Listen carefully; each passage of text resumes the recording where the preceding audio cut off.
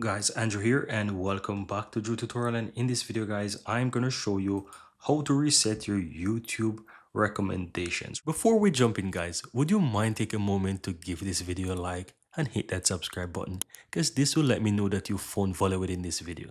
And on top of that, the biggest benefit is that you'll never miss out when I release future videos just like this one. Now let's continue.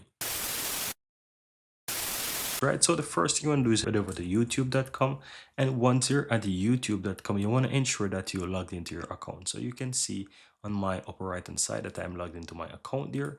And now from here on the left hand side you will see history. If you're not able to see it, it might look like this, and it's because your left side panel is collapsed. So all you have to do is just click the three lines on the top regular menu and it will expand. Now click on history.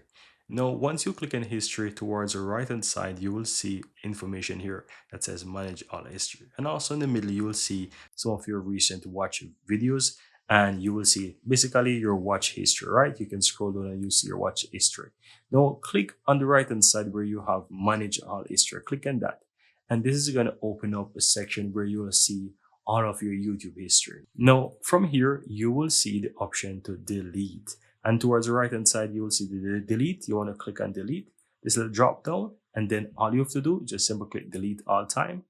Then it will tell you that you are going to delete all that you have reset. And from here, you need to go ahead and make that confirmation. So simply click on delete again. And as you can see, it's done. Just simply click and got it. And from now on, once you go ahead over back to YouTube, YouTube will now reset your recommendation. So as you can see here right now, it is clearly reset.